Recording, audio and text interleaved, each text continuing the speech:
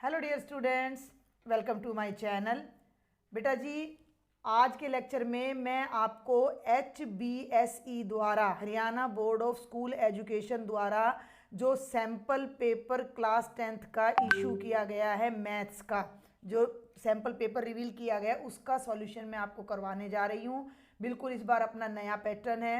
अपना इसमें case study question आने वाले हैं, असर्शन रीजन क्वेश्चंस आने वाले हैं।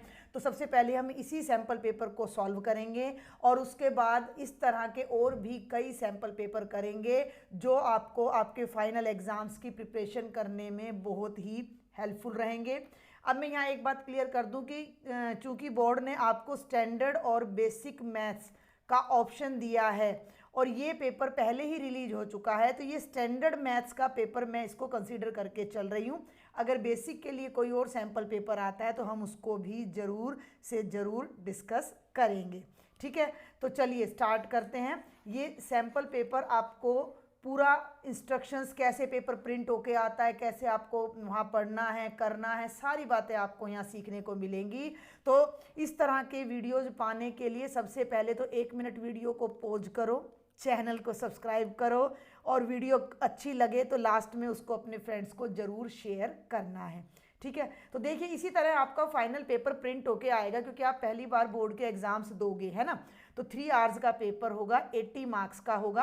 आपको पेपर मिलने के बाद चेक करना है कि इसमें 21 पेजेस और 38 क्वेश्चंस हैं या नहीं, वही इंस्ट्रक्शंस इंग्लिश में है।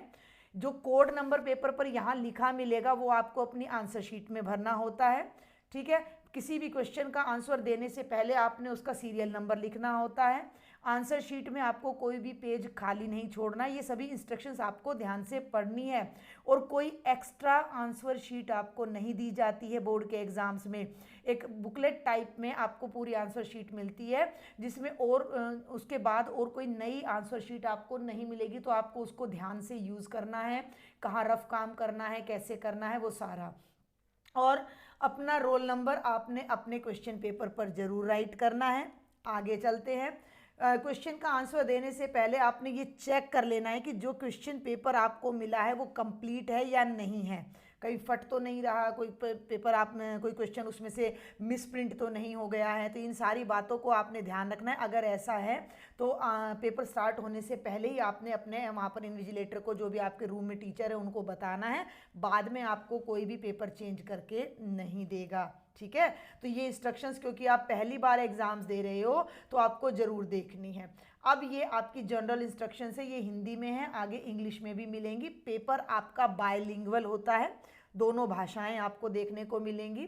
तो 5 सेक्शन है, कै खे गै गैड है।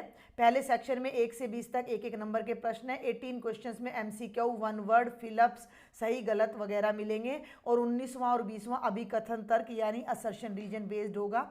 सेक्शन बी में 21 से 25 तक 2-2 नंबर के प्रश्न होंगे। सेक्शन मतलब खंड ग में 26 से 31 तक 3-3 नंबर के प्रश्न होंगे। 32 से 35 तक 5-5 नंबर के। 36 से 38 तक 3 क्वेश्चन 4-4 नंबर के होंगे जो कि केस स्टडी क्वेश्चन होंगे। ऑल क्वेश्चंस आपने करने हैं। और सेक्शन बी में 2 क्वेश्चन में आपको छूट मिलेगी, सी में भी, डी में भी। ठीक है, और जब केस स्टडी करोगे तो उनमें इंटरनल चॉइस मिलेगी। जैसे जैसे पेपर सामने आएगा आपको सब कुछ क्लियर होता चला जाएगा।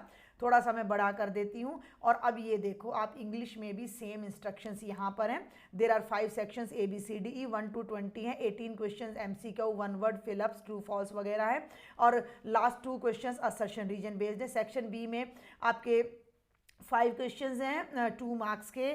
सेक्शन सी में 5 क्वेश्चंस हैं आपके 3 मार्क्स के। क्लियर हो रहा है। सेक्शन डी में है 4 क्वेश्चंस आपके 5 मार्क्स के। और सेक्शन ई में 3 क्वेश्चंस हैं आपके 4 मार्क्स के, जो असर्शन रीजन है और वही इंटरनल चॉइसेस यहाँ पर आपको मिल रही हैं। तो अब जल्दी से हम स्टार्ट करते हैं अपना सैम्पल पेपर का सॉल्यूशन। और सबसे पहले सेक्शन नंबर ए पर चलते हैं जिसमें आपको 20 क्वेश्चंस मिलेंगे 1 मार्क के। तो आज के वीडियो में मैं पहले आपको सेक्शन ए सॉल्व कराऊंगी। हिंदी और इंग्लिश मीडियम दोनों के लिए ये सॉल्यूशन होगा। तो देखते हैं पहले हिंदी में स्टेटमेंट क्या है। यदि 2 धनात्मक पूर्णांक P और Q को P बराबर है AB स्क्वेयर और Q बराबर है A क्यूब B के रूप में लिखा जाता है, जहां A और B अभाज्य संख्याएं हैं, तो P और Q का LCM क्या होगा। क्लियर हो गया। अब इसी स्टेटमेंट को हम अपना इंग्लिश मीडियम में देखते, थोड़ा सा मैं है ना इसको एनलार्ज कर लेती हूँ ताकि हमको प्रॉब्लम ना हो देखने में। If two integers, two positive integers p and q can be expressed as, देखो दोनों मीडियम वाले बच्चे अच्छे से समझ सकते हैं। पी को हमने लिखा है ए इंटू बी स्क्वेयर, यानी कि ये पी का प्राइम फैक्टराइजेशन है, अभाज्य गुणनखंडन है। और क्यू को हमने लिखा है ए क्यूब बी, ए और बी दोनों ही प्राइम नंबर्स हैं, अभाज्य संख्या है, तो एलसीएम क्या होगा। तो एलसीएम के लिए आपने अगर मैंने पूरा first second third fourth chapters मेरे चैनल पर अपलोड है, मैंने बहुत डिटेल में भी बता रखा है। अगर हमें दो नंबर्स का एलसीएम लेना हो तो उनके जितने भी अभाज्य गुणनखंड हैं, जितने भी प्राइम फैक्टर्स हैं, उन सबको लेना है, कॉमन को नहीं, सबको। यहाँ तो कॉमन है, ए दोनों में है, बी भी दोनों में है, सुन रहे हो मेरी बात को भाई, ए भी दोनों में है, बी भी दोनों में है। अगर यहाँ कोई सी होता तो उसको भी हम लेते, एक भी फैक्टर नहीं छोड़ना, और हर फैक्टर की जो सबसे बड़ी पावर है उसको लेना है। तो यहाँ तो फैक्टर्स ही दो हैं, ए है और बी है, तो ए को ले लेंगे, बी को ले लेंगे। ए की मैक्सिमम पावर 3 है, ऊपर 1 है नीचे 3 है, क्लियर हो रहा है। और बी की पावर यहाँ 2 है और यहाँ 1 है, तो बी की पावर कितनी लेनी है, 2। तो ए क्यूब बी स्क्वेयर ये मेरा क्या आ जाएगा, एलसीएम आ जाएगा। और ये कौन सा ऑप्शन है, ऑप्शन नंबर सी, तो इस पर हम टिक मार्क कर देंगे। क्लियर हो गया पहला क्वेश्चन। दूसरे पर आ जाइए। निम्नलिखित में कौन सी संख्या अपरिमेय नहीं है, which of the following is not an irrational number. 5 plus root 2, 5 जमा वर्गमूल 2, वर्गमूल 2 अपरिमेय और ये परिमेय है। Rational plus irrational always irrational आता है, परिमेय जमा अपरिमेय हमेशा अपरिमेय आता है, तो ये इरेशनल है। रूट 3 इरेशनल है, तो 3 ऐड करोगे तो ये भी इरेशनल है। इसको देखो 2 प्लस रूट 9 को, 2 प्लस रूट 9, रूट 9 कितना होता है 3, 2 में 3 ऐड करोगे 5, और 5 को मैं पी बाई क्यू की फॉर्म में राइट कर सकती हूँ। तो ये नंबर रैशनल है, इरेशनल नहीं है, इरेशनल नहीं है, अपरिमेय नहीं है। और हमसे यही पूछा गया है कि कौन सा नंबर है जो अपरिमेय नहीं है, तो ये नंबर है जो इरेशनल नहीं है, अपरिमेय नहीं है। क्लियर हो गया। दोनों मीडियम में करवा रही हूँ तो वीडियो थोड़ा लंबा हो सकता है, आपने भी मुझे पूरा सपोर्ट करना है जब मैं आपके लिए इतनी मेहनत कर रही हूँ, ठीक है। तो भाई आपने ज़्यादा से ज़्यादा शेयर करना है और बिना सब्सक्राइब किए नहीं देखना है। थर्ड क्वेश्चन पर आ जाओ। यदि 2 जमा वर्गमूल 3 इस बहुपद का x की 2 माइनस 4x जमा 1 का शून्यक है, तो बहुपद का अन्य शून्यक क्या होगा। If 2 plus root 3 is one zero of the polynomial x square minus 4x plus 1, then the other zero of the polynomial. Quadratic equation, द्विघात बहुपद के 2 जीरोज होते हैं, 2 शून्यक होते हैं, और जब वो शून्यक इस तरह होते हैं, अपरिमेय में होते हैं, तो ये पेयर में होते हैं, जोड़े में होते हैं। अगर एक शून्यक 2 जमा रूट 3 है तो दूसरा शून्यक 2 घटा रूट 3 बनेगा, इस बात का आपने ध्यान रखना है, ठीक है। तो बिल्कुल डायरेक्ट हमारा आंसर आ जाएगा ऑप्शन नंबर बी। अगर ये कह देता कि एक शून्यक 4 घटा रूट 5 है, 4 माइनस रूट 5, तो दूसरा शून्यक 4 जमा रूट 5 होना था, तो यहाँ पर इसमें पॉजिटिव साइन था, तो दूसरे शून्यक में नेगेटिव, दूसरे जीरो में नेगेटिव साइन जरूर आएगा। तो बहुत ही आसान सा क्वेश्चन है, अगर हमारे बेस क्लियर हैं तो। चलिए अब आ जाइए क्वेश्चन नंबर 4 पर। एपी 10 7 4 का कौन सा पद -32 है, which term of the AP is -32। तो एपी का फर्स्ट टर्म क्या है 10, कॉमन डिफरेंस क्या है 7 माइनस 10 यानी कि -3, और हमने बताना है कि -32 कौन से नंबर पर है, तो हमने मान लिया कि -32 nth टर्म है, nth नंबर पे है, तो यहाँ nth टर्म का फॉर्मूला लगा दो, a plus n minus 1 into D. जो जो वैल्यूज़ नोन है उनको पुट कर दो, a की जगह रख दो 10, 10 n माइनस 1, डी की जगह -3 रखना है, तो यहाँ पर आप ब्रैकेट लगाएंगे इज इक्वल टू -32, क्योंकि ये नेगेटिव है ना, तो अगर आप ऐसे लिख दोगे तो ये एक डिफरेंट टर्म बन जाएगी जो कि रोंग हो जाएगा, मल्टीप्लाई करना है ना -3 से। अब इस 10 को तो राइट साइड में ले जाओ और इस -3 को इन दोनों से मल्टीप्लाई कर दो, तो -3n, दो काम मैं इकट्ठे कर रही हूँ, इन दोनों को तो मल्टीप्लाई कर रही हूँ, +3, और 10 को मैं राइट साइड में ले जा रही हूँ, तो -32 -10, तो ये हो गया -3n + 3 इज इक्वल टू -42।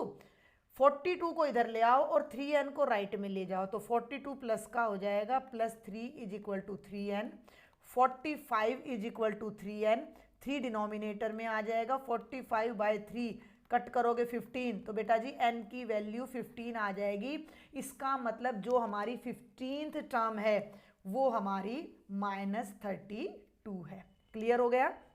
साफ कर दूं पूरे स्क्रीन को यहाँ से, और अभी हम अपना नेक्स्ट क्वेश्चन पर चलते हैं जो है क्वेश्चन नंबर 5। ठीक है, देखें k के किस मान के लिए द्विघात समीकरण 2x² - kx जमा k बराबर 0 के बराबर मूल है। For value of k for which this quadratic equation has equal roots. किसी भी द्विघात बहुपद, अगर मैं किसी द्विघात बहुपद को ले लेती हूँ ax की 2 जमा bx जमा c बराबर 0, किसी क्वाड्रेटिक पॉलीनोमियल को ले लेती हूँ तो उसका डिस्क्रिमिनेंट पर उसका सारा रूट्स डिपेंड करता है। तो इक्वल रूट बराबर मूल तब होंगे जब डिस्क्रिमिनेंट 0 होगा, विविक्तर 0 होगा। विविक्तर या डिस्क्रिमिनेंट होता है b² - 4ac। अब जब आप यहाँ देखते हो तो ये आपका क्वाड्रेटिक इक्वेशन है 2x² - kx + k is equal to, तो ये a है, b की वैल्यू -k है और c की वैल्यू k है। तो इन वैल्यूज़ को आप यहाँ पुट करेंगे। b की जगह आप रखेंगे -k² - 4, a की जगह 2 रखेंगे और c की जगह k इज इक्वल टू 0। तो ये बन गया k² - 8k is equal to 0। k को कॉमन ले लीजिए तो k - 8 इज इक्वल टू 0। एक बहुत छोटा सा रिजल्ट मैं बता रही हूँ, अगर दो नंबर्स अल्फा बीटा की प्रोडक्ट 0 है तो या तो अल्फा ने 0 होना है या बीटा ने 0 जरूर होना है। क्यों? क्योंकि दो नॉन जीरो नंबर्स की प्रोडक्ट कभी भी 0 नहीं आ सकती। तो सेम रिजल्ट हम यहाँ लगाएंगे, या तो k की वैल्यू 0 है या फिर ये k - 8 0 है। तो k की वैल्यू या तो 0 आएगी या 8 आएगी। तो 0 एंड 8 ये दो हमारे आंसर होंगे। तो यहाँ पर आप देख सकते हो कि ये हमारा दो आंसर आएंगे। Option number D is the correct option. हो गया?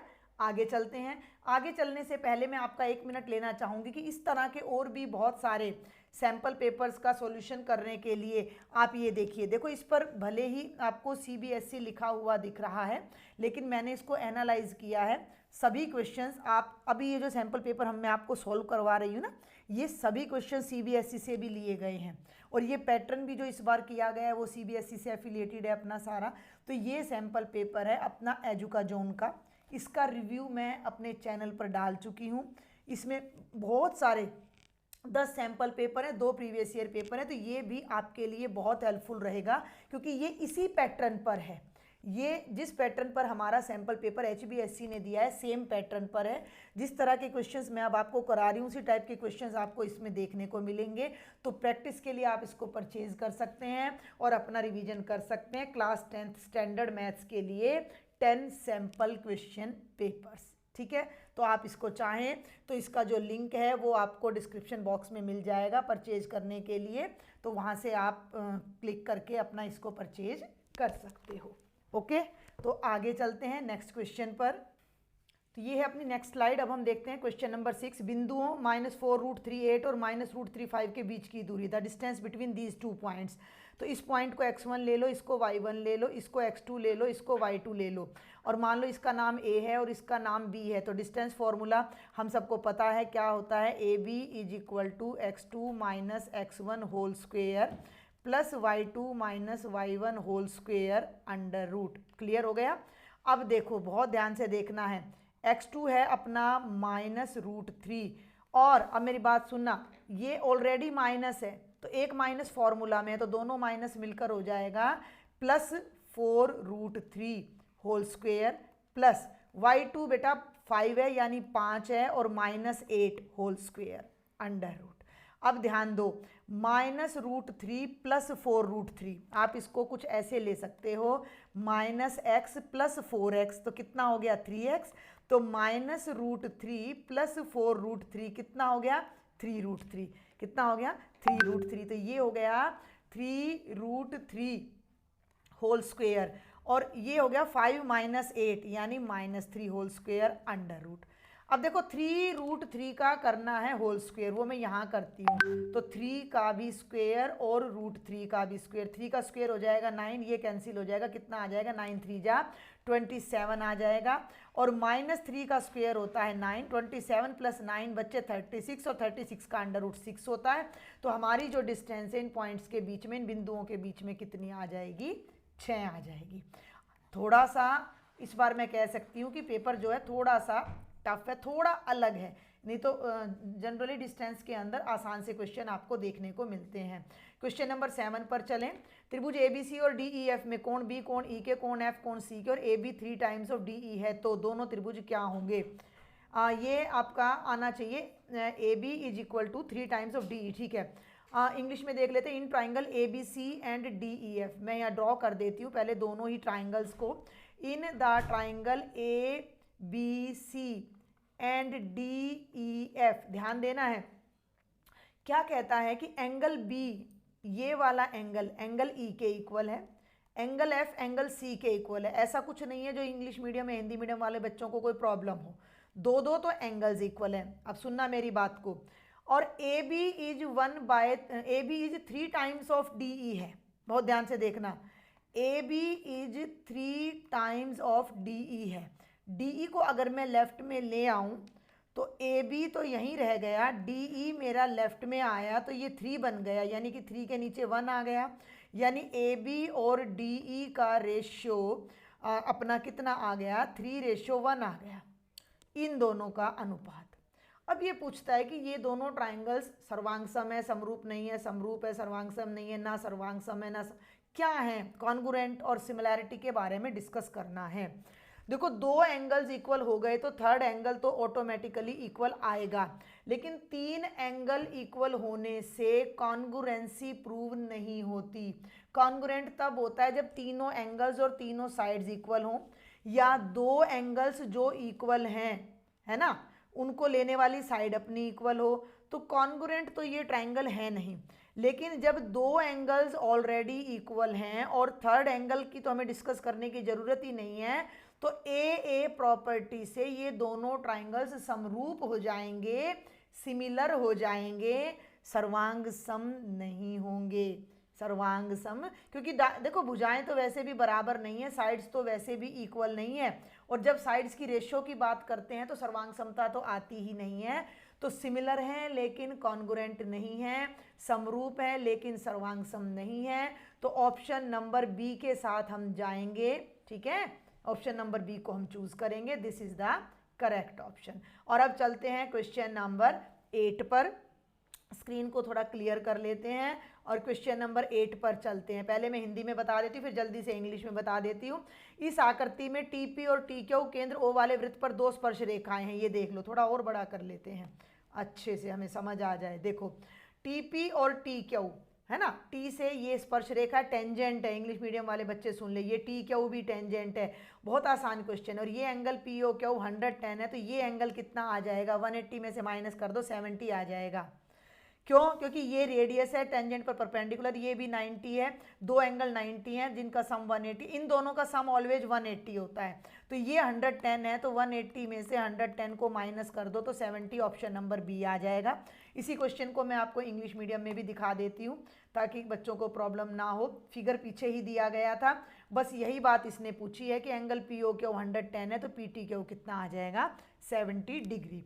अब हम चलते हैं अपना क्वेश्चन नंबर 9 पर।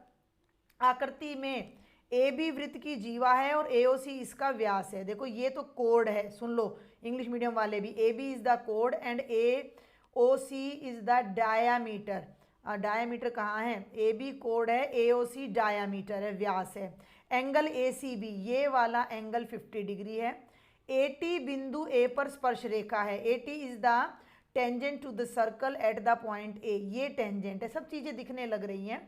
तो एंगल BAT आपने बताना है, यानी ये वाला एंगल आपने बताना है। डायग्राम को थोड़ा सा मैं नीट एंड क्लीन कर देती हूँ और अब मेरी बात को सुनना ध्यान से। एक बार आप इस ट्रायंगल को देखो BAC को, ठीक है, आप इस ट्रायंगल को देखो BAC को, तो ये आपका क्या है, डायामीटर है। डायामीटर है तो ये पूरे का पूरा अर्धवृत्त है, यानी सेमी सर्कल है। और सेमी सर्कल में बनने वाला हर एंगल 90 डिग्री का होता है। ये सेमी सर्कल है तो यहाँ पर ये जितने भी एंगल बनेंगे वो सारे के सारे 90 डिग्री होंगे। अगर नहीं पता है ये रिजल्ट तो इसको नोट कर लो। अर्धवृत्त में बना प्रत्येक कोण 90 डिग्री का होता है। Each angle in a semi circle is of 90 degree. तो ये वाला एंगल बी पे जो है ये कितने का आ जाएगा 90। अब इस ट्रायंगल में ये एंगल 50 है, ये एंगल 90 है, तो ये वाला कितने का रह गया 180 माइनस 50 प्लस 90, 180 घटा 50 जमा 90 यानी 180 घटा 140, ठीक है ना, और 40 डिग्री का हो गया। तो ये वाला एंगल 40 डिग्री का हो गया। यहाँ तक समझ आया? हमें ये एंगल नहीं बताना, हमने तो BAT बताना है, ये बाहर वाला। तो थोड़ा सा अब फिर ध्यान दो इसी डायग्राम पे, मैं ब्लू कलर ले लेती हूँ। तो ये आपका टेंजेंट है और ये आपका रेडियस है, और रेडियस टेंजेंट पर ऑलवेज परपेंडिकुलर होता है। स्पर्श रेखा से जाने वाली त्रिज्या स्पर्श रेखा पर लंब होती है। तो ये पूरा एंगल 90 होगा, जिसमें से ये अंदर वाला 40 है तो बाहर वाला 50, अंदर वाला 40 है तो बाहर वाला 90 माइनस 40 50 आ जाएगा। तो आपका right answer option number C यानी 50 डिग्री हो जाएगा। ओके, समझ आ गया? कोई भी डाउट है, कोई भी क्वेरी है तो मुझे कमेंट बॉक्स में लिखो, और अगर समझ आ रहा है, अच्छा लग रहा है तो सब्सक्राइब भी कर लो। ठीक है, क्वेश्चन नंबर 10 पे चलते हैं। Sine 30 plus cos 30 minus sine 60 plus cos 60 का मान क्या? What is the value of sine 30 plus cos 30 minus sine 60 plus cos 60? तो इसको मैं यहाँ सॉल्व करती हूँ आपके लिए। साइन 30 प्लस कॉस 30 एक ब्रैकेट में माइनस साइन 60 प्लस कॉस 60, शायद जीरो, देखते हैं, जीरो आना चाहिए शायद। साइन 30 की वैल्यू 1/2 होती है, कॉस 30 की वैल्यू √3/2 होती है, साइन 30 की √3/2 होती है, कॉस 60 की 1/2। ब्रैकेट खोलोगे सारे कैंसिल हो जाएंगे, जीरो आंसर आ जाएगा ऑप्शन नंबर बी। क्लियर है? क्वेश्चन नंबर 11 पर चलते हैं जल्दी से। पहले हिंदी मीडियम वाले बच्चे देख लें स्टेटमेंट को। यदि कोस ए 4/5 है तो टेंजेंट ए का मान क्या है? और नेक्स्ट स्लाइड पर चलती हूँ जहाँ आपको इंग्लिश मीडियम में मिल जाएगी सेम स्टेटमेंट।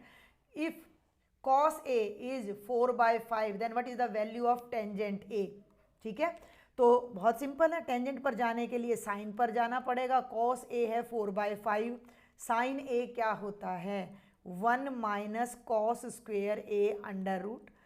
कॉस कितना है 4/5, स्क्वेयर करोगे 16/25, 25 1 जा 25, 16 माइनस करोगे 9/25 यानी 3/5।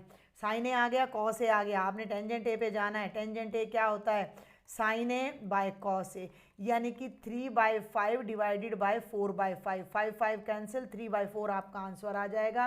चेक कर लीजिए कौन सा ऑप्शन है, ऑप्शन नंबर बी है। चलूँ आगे? ठीक है, क्वेश्चन नंबर 12 पर आ जाइए। यदि sine theta minus cos theta बराबर 0 है तो sine 4 theta plus cos 4 theta का क्या मान है? If sine theta minus cos theta is equal to 0 then what is the value of sine 4 theta plus cos 4 theta? बहुत ही सिंपल सा क्वेश्चन है। देखो जरा, आप कहोगे मैं हर क्वेश्चन को सिंपल बताती हूँ, सिंपल है ही। Sine theta minus cos theta 0 है, कॉस थीटा को राइट में ले जाओ तो sine theta is equal to cos theta आ गया। और साइन थीटा और कॉस थीटा किस एंगल पर इक्वल होते हैं? सोचो 2 सेकेंड के लिए, सोच लिया?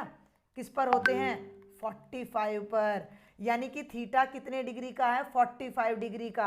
अब थीटा की वैल्यू को इसमें पुट कर दो, ये क्या है sine 4 theta plus cos 4 theta. तो यहाँ जो ऊपर 4 है इसका मतलब है साइन थीटा की पावर 4 और कॉस थीटा की पावर 4।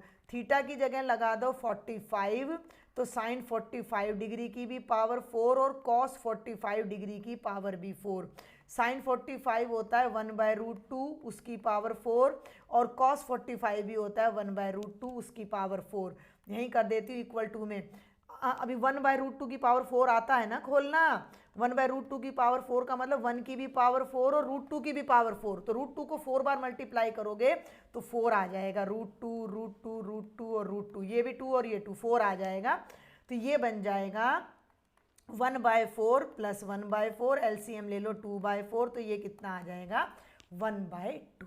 सिंपल था, लेकिन मैं आपको बता दूं कि ये सभी क्वेश्चंस, इस तरह के क्वेश्चंस आपको सीबीएसई में देखने को मिल जाएंगे। तो ये सभी क्वेश्चंस वहाँ से आपके लिए गए हैं। तो आप ऐसा बिल्कुल भी ना माने, सीबीएसई में और एचबीएसई में अब कोई ज़्यादा डिफरेंस रह नहीं गया है। तो आप प्रैक्टिस के लिए कहीं से भी क्वेश्चन को अपना ले सकते हो। तो आपका जो राइट ऑप्शन था वो ये था, ऑप्शन नंबर सी, यानी कि 1/2। तो आगे चलते हैं क्वेश्चन नंबर 13 पर। The minute hand of a clock is 84 अरे हिंदी मीडियम में तो नहीं लिया मैंने। एक घड़ी की सुई, मिनट की सुई 84 सेंटीमीटर लंबी है। 10:10 पूर्वाह्न से 10:25 तक मिनट की सुई द्वारा तय की गई दूरी कितनी है। मैं थोड़ा बोर्ड को भी क्लीन कर लूँ। तो देखो भाई, इंग्लिश में भी देख लो। The minute hand of a clock, the minute hand of a clock is 84 centimetre long. जब भी कोई क्लॉक आपका घूमता है तो उसकी जो मिनट हैंड या आवर हैंड की जो भी सुई होती है, जो मिनट हैंड होते हैं, वो एक सर्कल बनाते हैं, सर्कुलर पाथ बनाते हैं। तो 10:10 पर, तो यहाँ पर आपका 12 है, 1 है, 2 है, ये 3 है। तो यहाँ 10:10 हो रहे हैं, ये 4 और ये 5 और ये 10:25। यहाँ तक आने में इसने कितना रास्ता क्या कह रहा है, what is the distance covered by the tip of minute hand. तो अब देखो मेरी बात सुनो, मिनट हैंड यहाँ से चली और यहाँ तक आई, तो ये आपने बतानी है। तो ये आपकी आर्क लेंथ है, चाप की लंबाई है, किस सर्कल की, जिसकी त्रिज्या 84 सेंटीमीटर है, क्योंकि मिनट हैंड की लंबाई 84 सेंटीमीटर है। बच गया एंगल थीटा। एक मिनट हैंड, आप देखो यहाँ पर मान लो अभी 1 बज रहा है, छोटी सी बात को समझना, ये 12 है और ये आपका 1 है, ये आपकी आवर हैंड है और ये आपकी मिनट हैंड है। 1 बज रहा है, 1 बज रहा है। जब 2 बजेंगे तभी ये सुई मिनट हैंड दोबारा 12 पर आपकी पलट कर आएगी। क्लियर हो गया? यानी कि जब 2 बजेंगे तब तक कितने मिनट्स पूरे हो लेंगे, 60 मिनट्स में ये पूरा एक राउंड लगा लेगी, यानी 360 डिग्री का एंगल बना लेगी। तो 1 मिनट में ये 6 डिग्री का एंगल बनाती है। और यहाँ ये कितनी दूर जा रही है, 15 मिनट। तो 15 मिनट में ये कितने डिग्री का एंगल बनाएगी, 15 6 जा 90। तो ये एंगल आपका कितना हो गया, 90 डिग्री। सुन रहे हैं मेरी बात को? थीटा 90 डिग्री है और आर 84 है, और आपने आर्क लेंथ निकालनी है, चाप की लंबाई निकालनी है। तो वो हो जाएगी थीटा बाय 360 इंटू 2πr। ये मैं इतना आपको समझा रही हूँ डिटेल में, इतना इसलिए टाइम लग रहा है, जैसे जैसे प्रैक्टिस करते जाओगे टाइम कम लगता जाएगा। ठीक है? तो 94 जा 360, 9 चौक 36, 12 7 84 होता है, और ये 4 3 12 होता है, 2 3 6, 2 3 जा 6 और 132 सेंटीमीटर आपका आंसर आ जाएगा, which is option number C. Statement समझ आ गई? क्लियर कर दें एक बार इसको सारे को। चलिए अब देखो क्वेश्चन नंबर 14 पर आ जाएं सभी बच्चे, देखें ध्यान से। थोड़ा सा इसको एनलार्ज कर लेते हैं ना, थोड़ा सा एनलार्ज कर लेते हैं। देखो, त्रिज्या आर वाले एक वृत्त के कोण P डिग्री वाले त्रिज्याखंड का क्षेत्रफल, area of a sector of angle P of a circle with radius R। अरे ये सर्कल है, इसका रेडियस कैपिटल R है, यहाँ पर जो एंगल बन रहा है वो P बन रहा है, छोटा p लगा लो बड़ा P लगा लो डिग्री में। तो सेक्टर का एरिया होता है theta by 360 into pi r square. Theta की जगह P आ जाएगा बाय 360 और इस R की जगह कैपिटल R। अब इसको ढूंढो ऑप्शंस में, नहीं है, गलत है, ये भी नहीं है, गलत है, ये भी नहीं है, ये बचा। अरे 2 से इसको काट के देखो, 720 को 360 आ गया है ना भाई। इसको जब मैंने सॉल्व किया तो ऊपर 2 था, नीचे 720 था। ये एनसीईआरटी से ये क्वेश्चन आपका। तो 2 बाय 360 आया, 2 से 720 कैंसिल हो गया, तो P by 360 into pi r square same आ गया। तो option number D is the correct answer. Clear हो गया? अब चलते हैं 15th क्वेश्चन पर। दो गोलों के आयतन का अनुपात 64:27 है। गोले यानी स्फीयर, आयतन यानी वॉल्यूम का रेशियो 64:27 है। उनके पृष्ठीय क्षेत्रफल का अनुपात क्या होगा, उनके सरफेस एरिया का रेशियो क्या होगा। तो इसको थोड़ा सा बड़ा कर लेते हैं। ये रहा क्वेश्चन आपके स्क्रीन पर, देखो कितना खुला खुला दिया गया है सब। वॉल्यूम ऑफ टू स्फीयर्स, देखो बेटा एक स्फीयर ये है और एक ये है, इसका रेडियस छोटा r है, इसका रेडियस बड़ा r है। छोटे वाले की वॉल्यूम कितनी हो जाएगी 4/3, वैसे बड़ा कोई फ़र्क नहीं पड़ रहा पर बड़ा ले लेते हैं चलो, क्योंकि आगे 64 है। 4/3 पाई आर क्यूब, दूसरे की वॉल्यूम हो जाएगी 4/3 पाई आर क्यूब, ये दोनों कैंसिल हो गए। और ये कितनी दे रखी है 64/27। मेरी बात समझ आ रही है? पहले स्फीयर की वॉल्यूम आयतन और दूसरे स्फीयर के आयतन का अनुपात 64/27 है। स्फीयर का वॉल्यूम का फॉर्मूला, गोले के आयतन का फॉर्मूला होता है 4/3 पाई आर क्यूब। दोनों की त्रिज्या अलग अलग ले ली, इसकी ऊपर इसकी नीचे बराबर है इतना, पाई से ये पाई सब कुछ कैंसिल हो गया। 64 होता है 4 का घन, 27 होता है 3 का घन, तो ये बन गया r/r का घन बराबर है 4/3 का घन। r/r cube is equal to 4/3 cube. कहीं कहीं रह जाए थोड़ा हिंदी इंग्लिश में कन्वर्ट करना तो आप समझ जाइएगा। तो r/r मेरा 4/3 आ गया। अब उनके सरफेस एरिया यानी पृष्ठीय क्षेत्रफल का अनुपात निकालना है। तो पहले वाले स्फीयर का पृष्ठीय क्षेत्रफल होगा 4 पाई आर स्क्वेयर, दूसरे का होगा 4 pi small r square. 4 pi से 4 pi cancel, r square by r square, जिसे मैं लिख सकती हूँ r/r होल स्क्वेयर, यानी कि 4/3 होल स्क्वेयर। 4 का स्क्वेयर करोगे 16/9। समझ में आ रही बात भाई? r का वर्ग बटे r का वर्ग, ये r/r का वर्ग बाहर चला गया, इसकी जगह r/r की वैल्यू 4/3 थी, यहाँ रख दी तो 16/9, 16:9, यानी ऑप्शन नंबर डी आ जाएगा। 16वें क्वेश्चन पर चलते हैं। ये रहा 16वां क्वेश्चन अपने आप ही सामने आ गया। किन्हीं आंकड़ों का माध्यक और बहुलक क्रमशः 11 और 17 है, तो माध्य बताओ। If the median and mode of data are 11 and 17 respectively, then its mean is. एक बड़ा इंपॉर्टेंट सा रिजल्ट है मीन मीडियन मोड के बीच में, उसको याद रखिएगा। 3 टाइम्स ऑफ मीडियन, मीडियन का तिगुना, ठीक है, -2 टाइम्स ऑफ मीन यानी मीन का दुगना इज इक्वल टू मोड होता है। इसको आपने याद रखना है।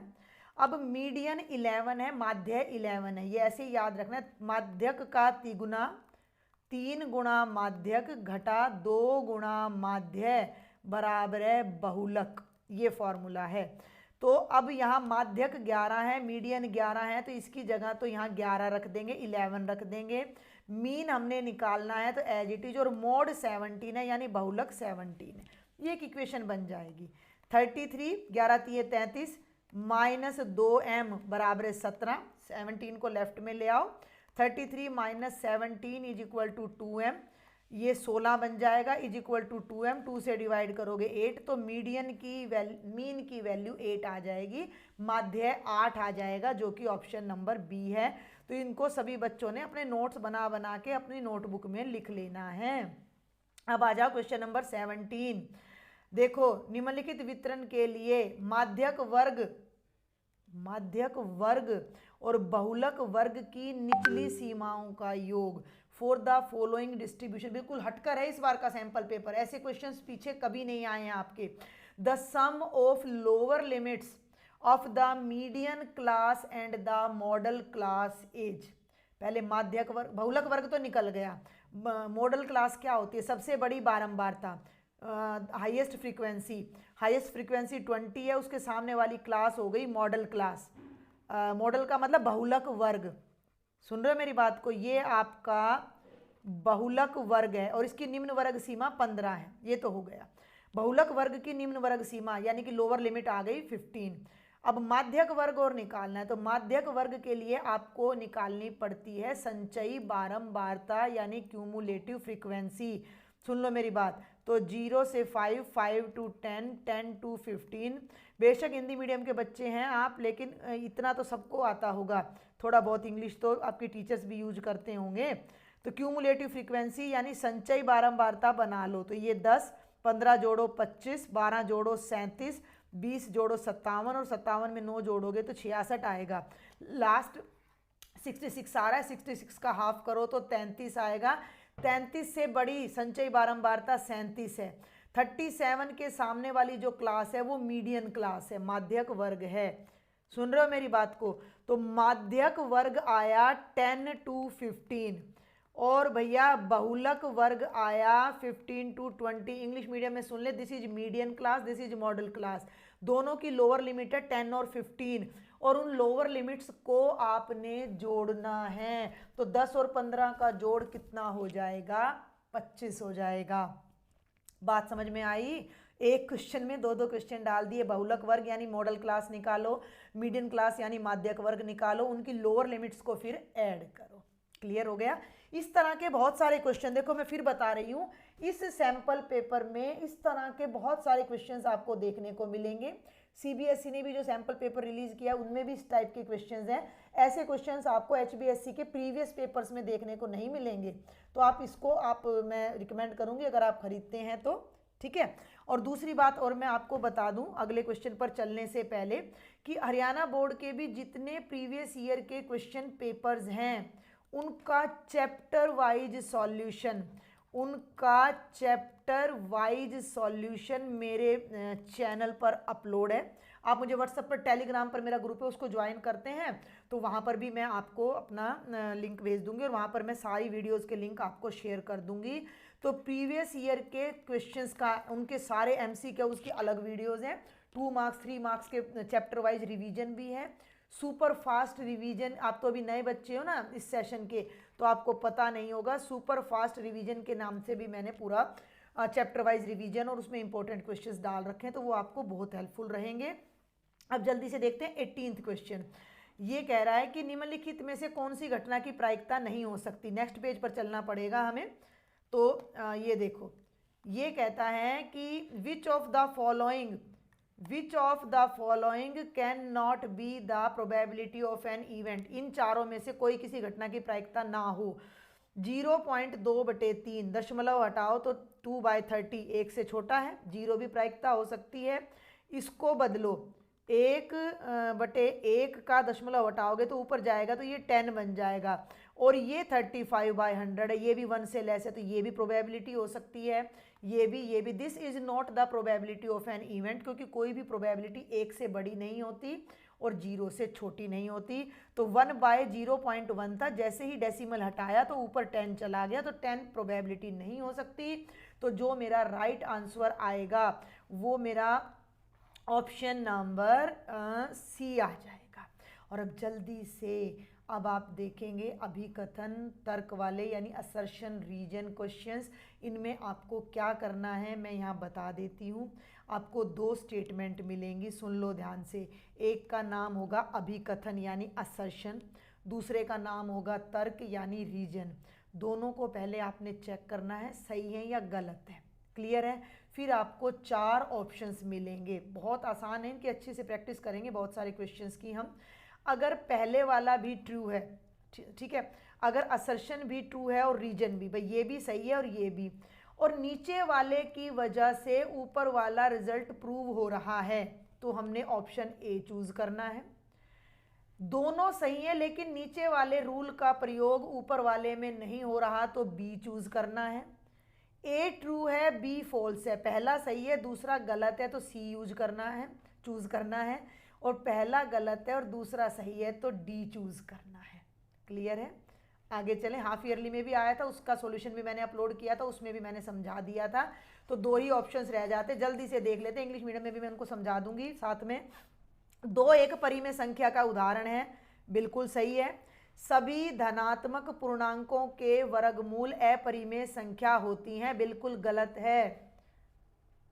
4 एक धनात्मक पूर्णांक है, 4 का वर्गमूल ले लो, 2 आएगा, अपरिमेय नहीं है। तो ए सही है, आर गलत है। कौन सा ऑप्शन चूज करूं? देख लो, ये रहा, ए सही है आर गलत है, तो मुझे ऑप्शन नंबर सी चूज करना है। तो 19वें का आंसर ऑप्शन नंबर सी हो जाएगा। इंग्लिश मीडियम के बच्चे भी इसका आंसर एक बार पहले साथ के साथ देख ले, 19th वाले पार्ट का आपको समझ आ ही गया होगा। 2 is an example of a rational number, yes true, क्योंकि 2 को हम 2/1 की फॉर्म में लिख सकते हैं।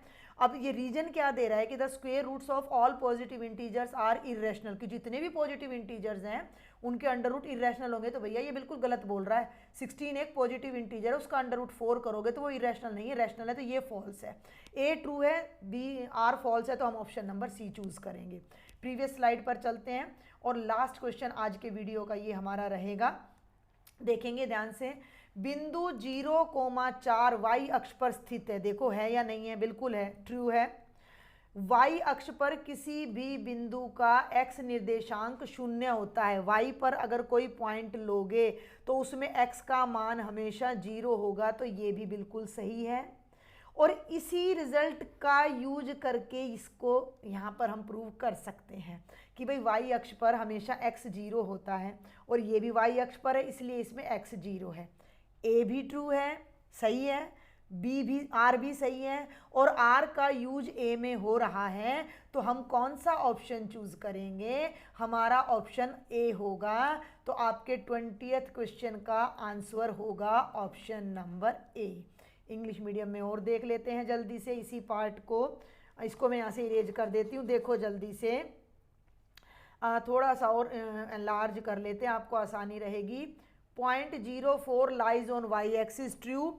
X coordinate of point on Y axis is 0, yes it's true. और इसका यूज यहाँ पर हो रहा है भाई, इसी रूल का प्रयोग करके तो हमें पता लगा कि ये वाई एक्सिस पे है भाई, वाई एक्सिस पे एक्स के कोऑर्डिनेट 0 होते हैं, तो हमारा राइट ऑप्शन ए हो जाएगा। तो ये आपके 1 मार्क के 20 क्वेश्चंस थे। सेक्शन नंबर 1 खंड क का कंप्लीट सॉल्यूशन था। हेल्पफुल लगे तो ज़्यादा से ज़्यादा शेयर करें, अच्छे व्यूज़ आप इस पर लाएंगे, काफ़ी सारे लाइक्स दें, तो जल्दी से मैं सेक्शन बी का सॉल्यूशन आपके लिए लेकर आती हूँ। ठीक है, तब तक के लिए आप इसको ट्राई करें, सब्सक्राइब करें, लाइक करें। Thank you.